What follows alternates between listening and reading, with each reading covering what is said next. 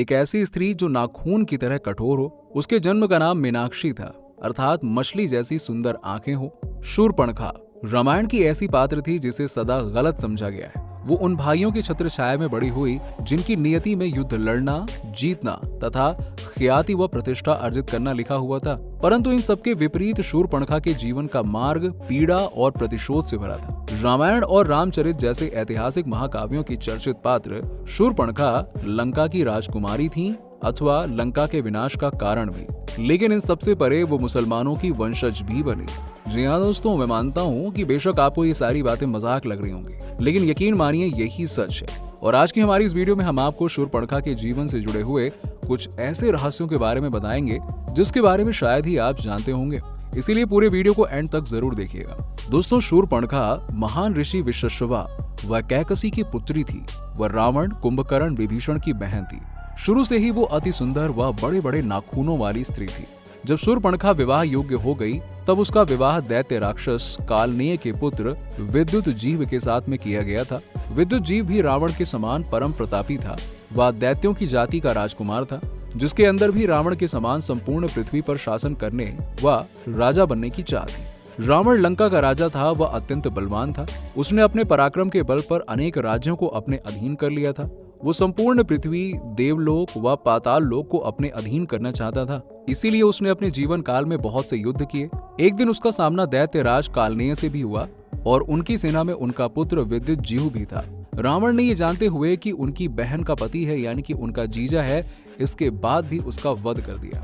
जब शूर्पणखा को विद्युत जीव यानी कि उसके पति के मृत्यु का समाचार मिला तो बहुत ही ज्यादा क्रोधित हो गई। उसके अंदर रावण से प्रतिशोध लेने की अग्नि धधक रही थी। इसी प्रतिशोध की अग्नि में उसने रावण को श्राप दिया था कि उसकी मृत्यु का कारण वही बनेगी। चूंकि रावण ने भगवान ब्रह्मा, विष्णु व शिव की कठोर तपस्या करके अनेक वर प्राप्त किए थे और इस कारण उसे वरदान था कि उसकी मृत्यु किसी देवता, राक्षस, दैत्य, दानव, असुर, गंधर्व, किन्नर, सर्प, यक्ष, गरुण, नाग व गिद्ध से नहीं होगी।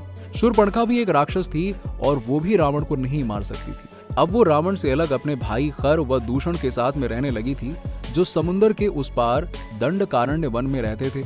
एक दिन शूर्पणखा दंडकारण्य वन में विचरण कर रही थी और उसकी नजर भगवान श्री राम की कुटिया पर गई। उसने श्री राम को देखा तो उनके सुंदर शरीर को देखकर उन पर सम्मोहित हो उठी और वो उनकी कुटिया में गई। वह भगवान राम के सामने विवाह का प्रस्ताव रखा। भगवान श्री राम ने स्वयं के विवाहित होने की बात कहकर उसके प्रस्ताव को विनम्रता से ठुकरा दिया। भगवान श्री राम के प्रस्ताव को ठुकराने के पश्चात उसने उनके छोटे भाई लक्ष्मण के सामने वही प्रस्ताव रखा तो लक्ष्मण ने उसकी इस मूर्खता को देखकर उसके प्रस्ताव को कठोर शब्दों के साथ में ठुकरा दिया। दोनों भाइयों के द्वारा उसके विवाह के लिए मना किए जाने पर वह लक्ष्मण के द्वारा कटु वचनों को सुनकर शूर्पणखा को अत्यंत क्रोध आ गया। वह अपनी राक्षस प्रजाति के व्यवहार के अनुसार वो माता सीता को खाने के लिए उनकी ओर झपटी। माता सीता को बचाने के उद्देश्य से लक्ष्मण ने अपनी तलवार निकाली व शूर्पणखा की नाक व बायां कान काट दिया। अब ये देखकर वो रोती हुई वहां से चली गई। वह अपने भाई खर व दूषण को इसके बारे में बताया। खर व दूषण जब शूर्पणखा का बदला लेने के लिए गए तो राम व लक्ष्मण ने उन दोनों का वध कर दिया। खर व दूषण की मृत्यु के बाद शूर्पणखा समुद्र पार करके लंका में रावण के राजमहल में पहुंची और वहां उसने सारा वृत्तांत गलत तरीके से सुनाया। उसने रावण के सामने भरी सभा में उसकी शक्ति पर प्रश्न उठाया तथा अपनी बहन के अपमान व खर व दूषण की मृत्यु का बदला लेने की बात कही। इसके साथ ही शूर्पणखा अपने भाई रावण को बहुत अच्छे से जानती थी। वो जानती थी कि रावण का स्त्री के प्रति प्रेम कैसा है, इसलिए उसने रावण के सामने माता सीता की सुंदरता का बखान किया व रावण के लिए उसे एक उत्तम स्त्री बताया। रावण सीता के बारे में ऐसा विवरण सुनकर विचलित हो उठा। उसने अपने अहंकार के मद में माता सीता का अपहरण किया और अंत में यही उसकी मृत्यु का कारण बना। कुछ लोगों के अनुसार शूर्पणखा ने जानबूझकर राम व लक्ष्मण को क्रोध दिलाया था। चूंकि रावण ने स्वयं को मिले वरदान में अपनी मृत्यु के कारण में मानव व वानर को नहीं मांगा था और यही उसकी मृत्यु का कारण हो सकते थे। जब उसे भगवान राम व लक्ष्मण की शक्तियों के बारे में पता चला तो अपने भाई से अपने पति की मृत्यु का बदला लेने के लिए उसने ये पूरा का पूरा षड्यंत्र रचा, जिसके अंत में जाकर आखिरकार रावण की मृत्यु हुई। रामायण में सभी राक्षसों का वध हुआ, लेकिन हाँ, शूर्पणखा का वध नहीं हुआ। उसकी नाक और कान काटकर उसे छोड़ दिया गया था। वो कपड़े से अपने चेहरे को छुपा कर रहती थी और रावण के मर जाने के बाद वो शुक्राचार्य के पास में गई और जंगल में उनके आश्रम में रहने लगी। राक्षसों का वंश खत्म ना हो इसीलिए शुक्राचार्य ने शिव की आराधना की। शिव ने अपना स्वरूप शिवलिंग शुक्राचार्य को देकर कहा कि जिस दिन कोई वैष्णव इस पर गंगा जल चढ़ा देगा उस दिन राक्षसों का नाश हो जाएगा। उस आत्मलिंग को शुक्राचार्य ने वैष्णव मतलब कि हिंदुओं से दूर रेगिस्तान में स्थापित किया, जो कि आज अरब में मक्का मदीना में है।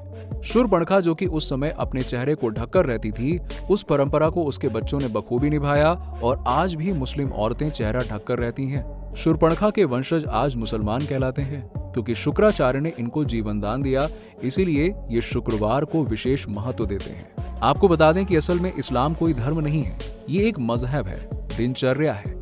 मजहब का मतलब होता है अपने कबीलों के गिरोह को बढ़ाना।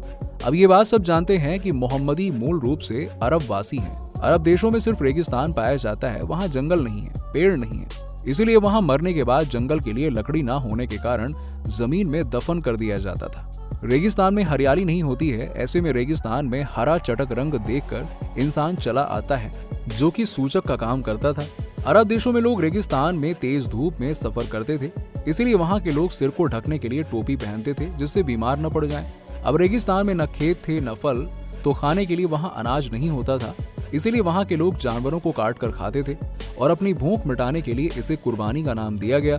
सब लोग एक ही कबीले के खाना बदोश होते थे, इसीलिए आपस में भाई बहन ही निकाह कर लिया करते थे।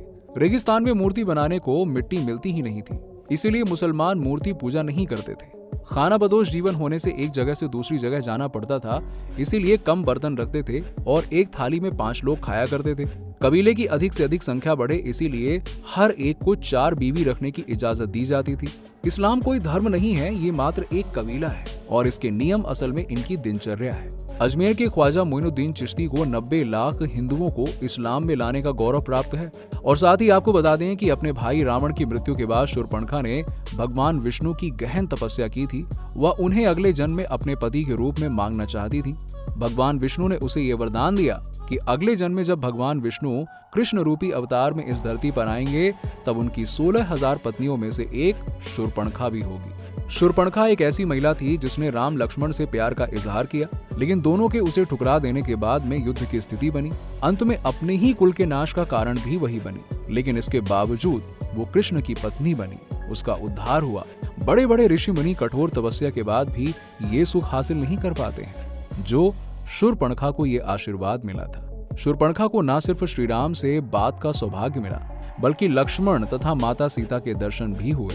दरअसल इस सब का मर्म शूर्पणखा के पूर्व जन्म में छिपा हुआ है। तो दोस्तों, ये थी शूर्पणखा के जीवन से जुड़ी हुई ऐसी रहस्यमयी बातें जिसके बारे में शायद ही कोई जानता होगा।